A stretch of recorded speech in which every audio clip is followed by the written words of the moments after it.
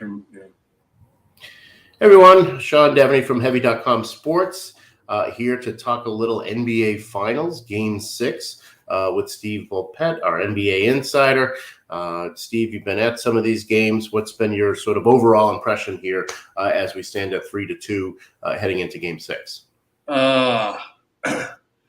It's been crazy, huh? I mean, these are the two finalists, and it comes down to which team doesn't screw up, kind of. I mean, in Golden State's case, Steph Curry went out and won them Game 4, and then he goes 0 for 9 on threes in Game 5, and they win again. And it's something we've talked about with the Celtics for a few years now. It's like this inclination for self-immolation, which is too many Asians to have when you're talking about a team that's trying to win a championship. Yeah, and that's certainly been a topic of conversation around the team is the tendency that we saw in December and even at times in January to play individually and things like that. But is the Warriors defense not getting enough credit for making them play that way? I mean, this was the Celtics were the number one defense during the regular season. Golden State was number 2. Celtics had a 106.2 rating, Golden State 106.6. So this is not a bad defense. How much of this is the Warriors forcing them into playing that way? Yeah, there's some of that. I mean, but it's basically the Warriors. It's hurrying them up. Okay, and you want to go back to the old John Wooden thing: be quick but don't hurry. The Celtics need to be quicker. They need to play with more pace, but don't hurry means once you're in the front court and the Celtics seem to cease moving, and then someone will drive into a one-on-one drive, which becomes 1-on-2 and 1-on-3, and then you see the Warriors with their active hands defensively making good plays, but it seemed like the Celtics being a little bit out of control is what causes it. Warriors play good defense, but good defense isn't the reason why a Celtic player jumps in the air to make a pass without knowing where the pass is going to go first. It's that stuff is crazy. I mean, good defense doesn't necessarily make a guy, a Celtic, jump in the air near the basket and throw it to an open teammate who happens to be on the bench and not in the game at that current point in time. Yeah, but we do see, and certainly I think we saw a lot of this with the turnovers in Game 5. You mentioned the hands that the Warriors have. They were one of the best teams in the league at getting deflections. That's sort of been a calling card going back to 2015 with them, where they can really interrupt those passing lanes, and they've got guys who have pretty good anticipation. So it seems to me they're making it very difficult on the Celtics, by interrupting those passing lanes and maybe forcing the Celtics to hurry up a little more than they'd like. Yeah, but look, the Celtics, one of the best barometers is to look at a guy like Al Horford. If he's getting touches, if he's getting looks, that means the offense is working. If he's not, it's not. You saw the times when they play well, there's the passing, there's the cutting, there's the defense, there's the Celtics getting the Golden State defense in rotation, and the ball moves faster than the bodies do. And that's where you get your open looks, not just open 3-pointers, but, guys beating closeouts. You'll get a lot of stuff like that, but it's certainly not happening. You're getting Jason Tatum and Jaylen Brown trying to go downhill against a collapsing defense. And sometimes they'll make passes out, but, a lot of those times it's late in the shot clock. And this is, we talked about, you mentioned it being a problem we've talked about earlier in the season as well. This is a problem. This is how they got eliminated in 2018, 2019. and 2020. Last year you can look at 1,000 reasons, but hero ball got them eliminated in Game 7 at home against Cleveland in 2018. I got to give the Warriors credit because everyone has to, because they are the Warriors. They are a very good basketball team, and when Steph Curry was not himself last game, here's Andrew Wiggins to fill in the gaps, and that shows their championship medal. But the Celtics, it's hard not to think that if they kept their heads about them, that the series would look different, or certainly there wouldn't have been the same proximity in some of these outcomes. Yeah. You mentioned 2018. I remember that fourth quarter where the Celtics just looked spent. They were a spent force at that point. And here we are 4 years later, and fatigue is very much a topic of conversation at this point, especially with Jason Tatum. In fairness to him, he has played 943 minutes. That's the most of anybody in the NBA. Number 2 on the list is Jaylen Brown, 876 minutes. So even within that, Tatum has played significantly more than Jaylen has. And Al Horford has played 776 minutes. Of course, he missed a couple games in there as well. Is fatigue a legitimate thing with Jason Tatum? Can we give that some credence in terms of why he's playing the way he is?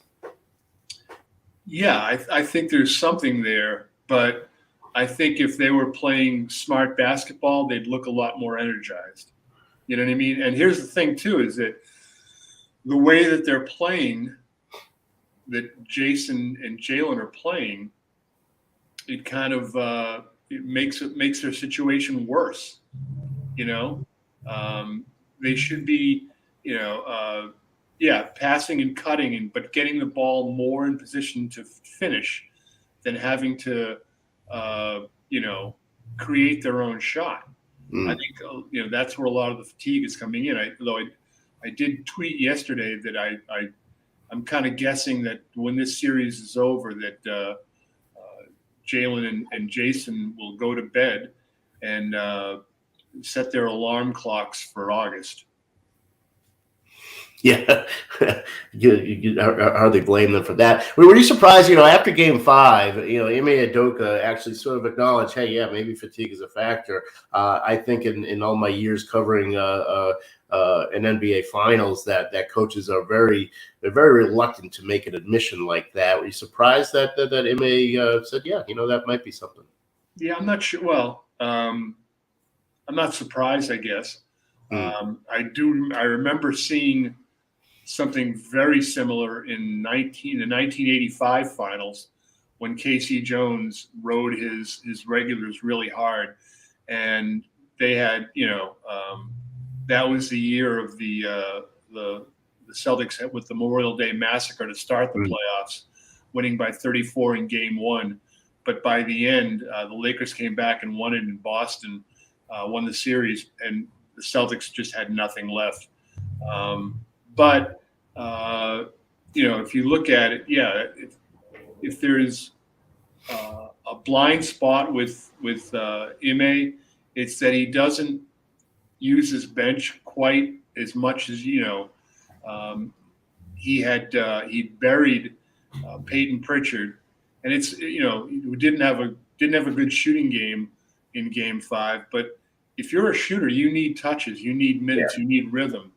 And he came in, he committed a turnover, had 3 missed 3-pointers in 4.5 minutes, came out and never went back in. Yeah, I mean, and that's you've got to give trust to get trust, and so I think that's hurt him. But if you want to look at the Celtics' mistakes being the cause of their problems, and you can even fold that into the fatigue issue. Is there any way in hell the series against Miami should have gone 7 games? Who's to blame? You look in the mirror.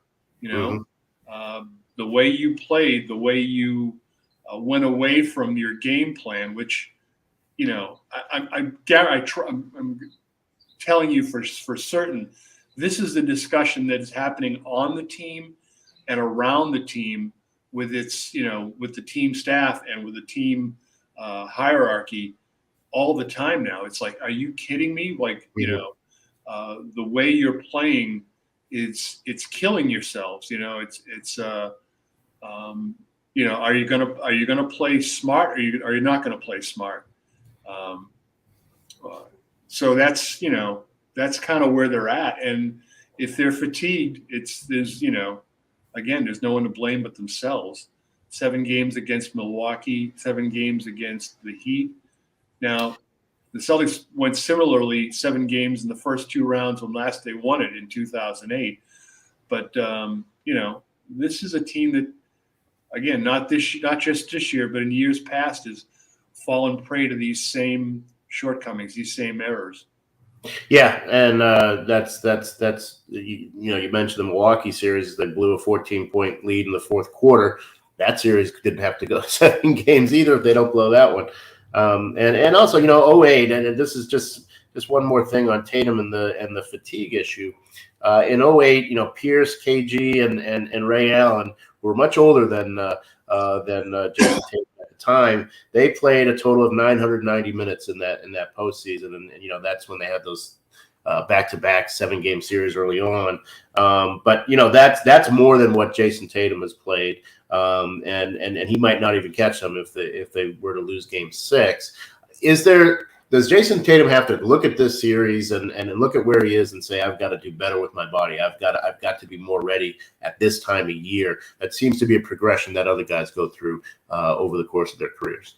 I think he's pretty well prepared.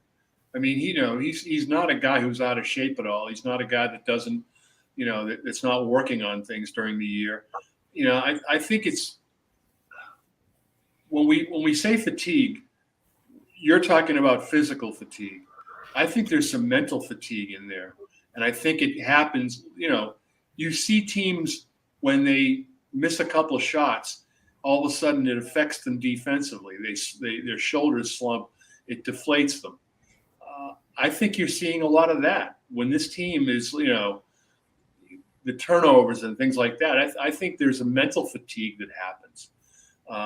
And I think it's pretty clear that, again, we're talking so much about the Celtics, and you made the earlier point that, we're getting far afield from the fact that there's another team on the floor with them, and it's a very good team with championship experience, and just a team that knows how to win and has a bunch of different weapons. But it's really impossible not to look at the Celtics and say, and see the difference when they're playing their offense properly, when the ball is moving, and when it's getting the Warriors out of position. The Warriors have good defense. They don't physically have the same level of defenders that Boston does. So here you are, down 3-2, facing an elimination game on your own floor.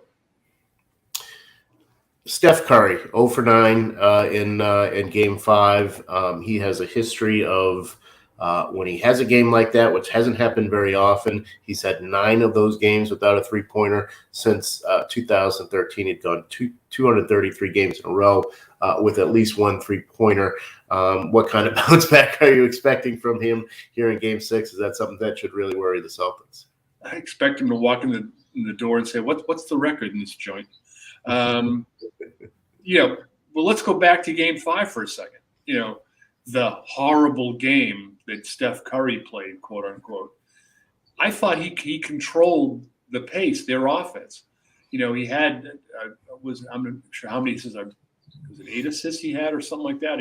He not a ton, but and one turnover too. But he controlled that game. I mean, getting into the lane under control. That was the thing that stuck out to me in Game 5. Was that the Warriors would get into the lane in a measure of control, and they'd make a play, and they'd get the Celtics scrambling defensively, get them in rotation.